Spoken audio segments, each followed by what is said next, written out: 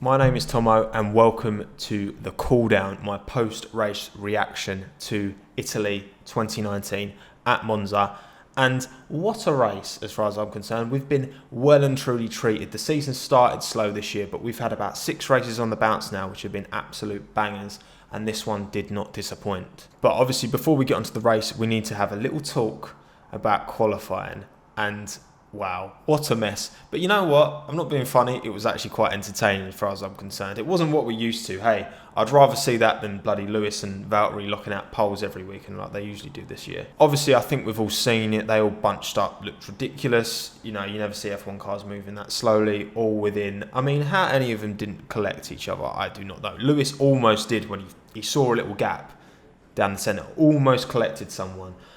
There were accusations, and I know Vettel wasn't happy with Charles after qualifying that he hadn't pushed through, but I don't know, from my perspective, I could be wrong, but I don't really remember seeing much of an opportunity for Charles to throw it up the inside of Nico and Carlos, who were blocking the road in front. So, I mean, I understand obviously Vettel was annoyed that he didn't get the toe that he'd given Charles earlier in qualifying, but I know some days it just doesn't work out that way, and I don't for a minute think Charles did that maliciously. I could be wrong, maybe I'm just being naive, but as far as I'm concerned, it was just unlucky. I was surprised there were no grid penalties handed out though. I think that sets a bit of a worrying precedent, and the fact that the F3 drivers, who did pretty much the same thing, were penalised. As much as I don't want punishments being handed out for no reason, I feel if you're going to have a rule, you know, for the F3 drivers, you've got to apply the same letter of the law to the F1. But anyway, qualifying was done. Qualifying was out the way. Charles started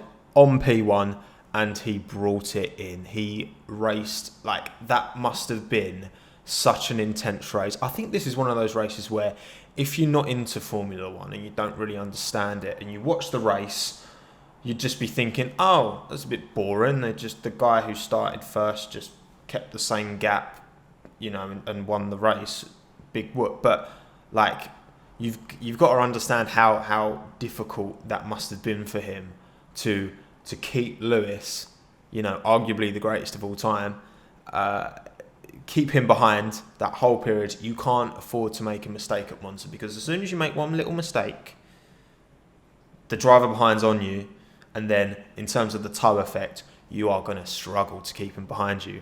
But you know, Charles did what he needed to do. And I say you can't afford to make any mistakes. He did, didn't he? He made 2. Now, obviously, there's been a lot of talk of when he pushed Lewis wide, whether, you know, the black and white flag, which is essentially a yellow card, was deemed sufficient enough of a punishment.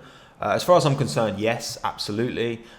You know, Lewis, obviously, at the time complained about it because, of course, you're going to. But in retrospect, after the race, he was very gracious actually in defeat, and I think you know, people don't give him enough credit for that, because I think Lewis is a very good sport as much as you can be. He's no Kevin Magnussen, you know what I mean? Like, Jesus Christ. Leclerc was obviously very, very on the edge, and you know, it was so tight, and I just think you've got to give benefit of the doubt. It didn't ruin Lewis's race. I think if the output had been, you know, putting him in a wall, or, you know, giving him a puncher or something like that, I think if the output had been worse, then I think Leclerc should have got a punishment. But it worked out that, you know, Lewis was back on track, and you know, and he did have another opportunity to take Charles. Obviously, the run into turn 1 seemed to be the corner that was catching out drivers the most. Of course, you're slowing down from like 215 mile an hour to about 30.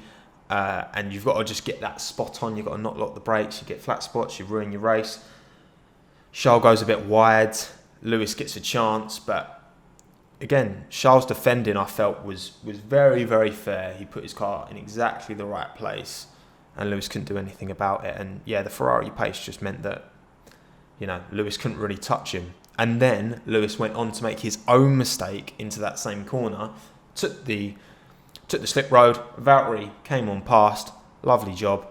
And then it's looking like Valtteri's potentially challenging for the win. Unfortunately, and what so often seems to happen with Valtteri, as much as I really do rate him, you know, he got closer and closer and closer. But as soon as he got close, and I know obviously it's an issue with turbulent air, as well as the toe's great, but in the corners the turbulent air is an issue.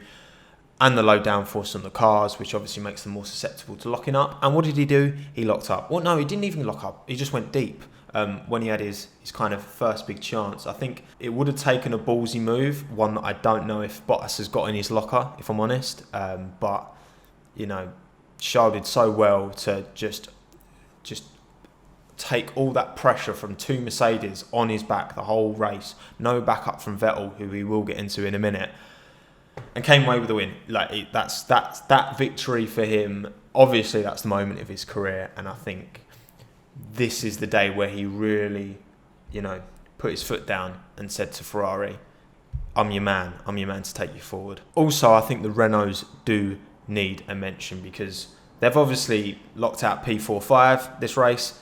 Great effort, cracking points for them. As much as I'm much more of a McLaren boy myself, it's good to see them actually, doing something for once. It seems like the fortunes have changed between the two teams since the summer break. So, fair play. Daniel Ricciardo pulling away from Nico, showing that he is, without doubt, the better driver of the two as far as I'm concerned. Hulk almost getting caught by Albon, which, as an Albon lover myself, would have been amazing, but unfortunately we didn't get to see any coverage of that. We could see the gaps getting smaller and smaller and smaller, but fair enough, there was so much going on at the front of the field. It was such an intense battle up there. We didn't really get to see it with our own eyes too much, but hey ho, 4-5 for Renault. They can be very, very happy with that. So it's time to talk about the L of the day, and of course there is no other man who could have taken this title. Sebastian Vettel, you've had a shocker, mate. You've had an absolute mare. So he started P4, which, isn't great. Obviously, he did get a bit done over in qualifying, but it kind of wasn't his fault. And for any track, to be in a Ferrari with the top end that it's got, to start in P4 behind the two Mercedes, that's not really a bad thing. He should have, on his day, Seb would have creamed past Lewis and Bottas. Why did I use the term creams? That's very odd. Inevitably, it didn't happen. Nico got past Seb on the first lap, which I don't think anyone saw coming, which, completely threw a spanner in the works in the whole Ferrari strategy call that would have inevitably been, Seb, protect Charles from, Lewis and Valtteri, possibly get a P2, maybe even a P1 if he, if the chance would have presented itself. But that never happened. That never materialised. A, because Nico passed him, and B, because he spun all on his own again. And then not only did he spin at Ascari on his own, he then just pulls out in front of Lance Stroll. Seb couldn't possibly. I can't fathom the idea that he would have done that on purpose. I can see a Force India coming. I'm going to drive out in front of him. Obviously not. But surely, this incident and the fact that then Stroll goes off and does exactly the same thing to Gasly shows that there is obviously an issue in terms of, visibility in those cars. Now, obviously the halo's there, which, pretty much saved Pironi's life in the F3. But, you know what I mean? There's got to be some kind of acknowledgement that that's an issue. You would have thought this is something that had been flagged sooner, drivers don't have that, 90-degree either side visibility, surely, because, these kind of incidents will happen. Drivers will have to drive back onto track when they've spun out and have only that kind of view of what's coming. I'm sure obviously that will be looked into now because, again, you've had two drivers doing that literally one by one. It's quite funny, the team radio. Stroll literally is like, Vettel's an idiot for pulling out on me, and then does exactly the same thing to Pierre Gasly. And then obviously Vettel didn't just pull out in front of Stroll, he actually did hit him. So he buggered his front wing, so then that's going to the pits, then got his drive-through stop-and-go penalty. It was just an absolute mare for Vettel. And then just insult to injury, I suppose, is just to see the outpouring of hysteria from the Ferrari fans towards Charles and his literally P13 battling with George Russell at one stage. When I saw that on the screen, I was so gassed. I was like, yes, go on, George. Fucking hell. But obviously it didn't happen. But that was a little insight, I think, into what could be for Williams. But they're way off that. They were 2 seconds off the pace. But anyway, Vettel just had an absolute mare. And obviously, the juxtaposition between him and Charles, this weekend, I mean, that's going to take a toll on a man. But you know what? Like, people questioning his mental state, which I think is a bit of a long shot. I mean, like, he's just having a bit of a dip in form as far as I'm concerned. And yes, Seb has always been, susceptible to mistakes. I think that's always been a part, of his game, especially when it comes to like one-on-one battling. But I suppose it is just odd because he just dropped it all on his own at Ascari. Like, he wasn't battling with anyone directly at the time. Just dropped it, spun it, and that incident has now added up onto his super license points. He now has 9 out of 12. At 12, you get punished more substantially, potentially even a race disqualification, which would be a massive L. I mean, Jesus Christ, 4-time world champion getting a disqualification in his... I mean, blimey, I thought Michael Schumacher's comeback was a bit, damp, but Vettel seems to be going, nowhere quickly. He seems to be going downhill very fast, but hey ho, I hope it doesn't come to that. It gets reset in Austin apparently, so we'll see what happens. But yeah, Seb, you've got L of the day, my friend. Sorry, mate. So, segment 4 of this video is my Norbon watch. Yes, Alex Albon and Lando Norris. I want to keep a little eye on these two this year because they are my 2 favourite drivers in the paddock. Closely followed by Daniel Ricciardo, of course. Always loved him. But I just think these two guys are I just love, like, Alex is so just adorable. Like, he's such a, like, shy. He just looks so too normal. Looks too normal for this, but it's great. He's got a bit of personality about him as well, and obviously Lando, number 1. Obviously, like, I don't need to explain why. Just look at this picture of him. It was a mediocre tale, I'd say, for the both of them this weekend. Lando went into qualifying, knew he'd have grid penalties, so the best he could do was support Carlos as much as he could, give him a tow, which he did to get Carlos into Q1. And put himself in a position where he didn't actually start right at the back. He started, I think, P16. So he did all he could have done. Literally, he had the perfect qualifying for what he could have got out of it. So fair play, Lando. And then managed to get himself up into P10, which, to get into the points, I think that was as good as he could have hoped for. Couldn't quite catch Giovinazzi, which was a shame. But I think Tonio did really well this weekend. I think he fully deserved the P9. I'm actually quite happy for him that he did at his home race for Alfa Romeo. Fair play, Giovinazzi. But yeah, I think that's the most Lando could have hoped for. And obviously, if Carlos hadn't retired with the tyre issue in the pit lane, then Lando wouldn't have got in the points, but then Carlos could have potentially challenged the 2 Renaults. So, from Lando's point of view, strong as much as he could have done. But yeah, I think it's going to be tight now, McLaren and Renault, the rest of this season. It's going to be interesting to see who finishes 4th. As for Alex, obviously he was well and truly caught up in the mess that was Q3. He was stuck right at the back, so he couldn't really do much, unfortunately. But, starting P8, he did a good job, I thought. I think, obviously, with Carlos Sainz, he went off. I think, obviously, slightly prior to that, he put in the move of the race, as far as I'm concerned, which obviously didn't stick because Carlos was able to come back, but that one up the inside, I mean, he must have got so close to touching Carlos, but just threw it up there. He did kind of say that he did push Alex off because he lost the back a bit, and you can kind of see it in the replay that Carlos's rear just slightly slides and that knocks Alex off. It would have been great to have seen how he could have done if that hadn't have happened, because obviously that chucked him back quite a bit. And then obviously he went off, overtaking Magnussen, didn't give the position back, which... There was a Toro Rosso, I think it was Gasly, right behind Magnussen. So he kind of would have lost 2 places if he'd given that back. So I think taking the 5 seconds was probably the right thing to do. Not a great race, but to finish in P6, I think all things considered, that's not a strong track for Red Bull. I think Singapore next weekend is the one where he will, as far as I'm concerned, I'm confident he will step up. So my main takeaways from this weekend, first and foremost, I think low downforce tracks are the one. I mean, there's so much more locking under brakes. There's so much more spinning.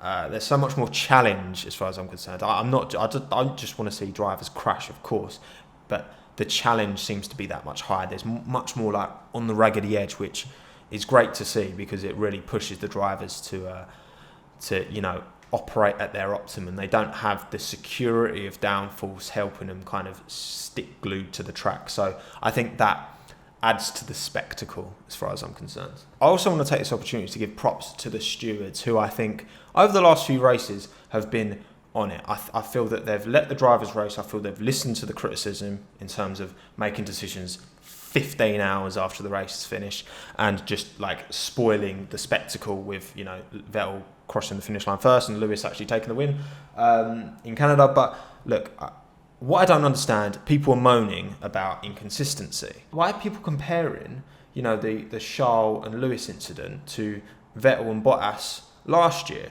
Because the stewards are just, they applied the letter of the law. I think that was wrong. I think last year when Vettel slightly closed the door on Bottas, but not really as far as I'm concerned, I think that was harsh giving Max a penalty. Of course they're not going to apply exactly the same ruling that they did to that incident to this one, because they've changed, the rules essentially have changed for the better. But I just think that it was the right call. So why are you comparing it to bad calls that were made in the past? Because it seems that the people who are complaining don't agree with the call either that was made on Max last year. But then you're going to complain about the right call being made this year. Like, no. As far as I'm concerned, stewards are they're not always going to get it right. Of course they're not. Then there's always going to be debate, and that's good. That's fine. Like, that's sport. And my final takeaway from the race is, what are the TV stewards doing? Now, I just want to preface this point because I'm going to talk about the Vettel and the Stroll pulling out in front of cars incident. Now, maybe, and part of me would understand. They're seeing a potential high speed side impact. And obviously with what happened with Antoine last weekend, maybe that's why they cut off just as the cars are about to, you know, not come together, because they didn't. Stroll grazed Vettel and, you know, Stroll and Gasly didn't even connect. But race directing on the day has been sloppy. We've missed out on loads of really good battles this weekend. Didn't have much to get wrong, but they still did get a few things wrong, like when they were trying to, you know, go back on the Verstappen incident at the start when he hit one of the Force Indias.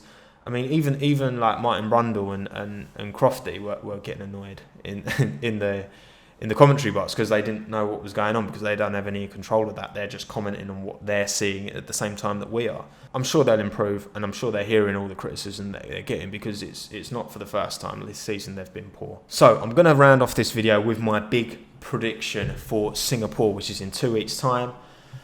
Now, I've been thinking, and, you know, yeah, this probably is fed by blind fanboyism to an extent, but my big prediction is that Alex Albon will get on the podium in Singapore. I have faith in Alex, and that is without doubt up there as to why I say this. But also I like to think I've got some good logical reasoning. Obviously the Red Bull is going to be very strong at Singapore, you know, high downforce track. I fully expect Max to smash it, you know what I mean? And I just feel that, like, Alex hasn't had a real run alongside Max in qualifying. If everything goes to plan in terms of there's no mechanical difficulties with the car, I'm confident that Alex will, I reckon he'll qualify top 3 as well. But I'm confident, that's my prediction, I think he'll get a podium. So thank you very much for taking the time to watch this video. Please drop a like on it if you have enjoyed it. Subscribe if you want to see more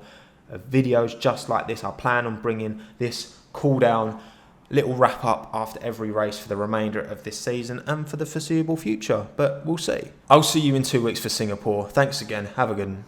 Ta-ra.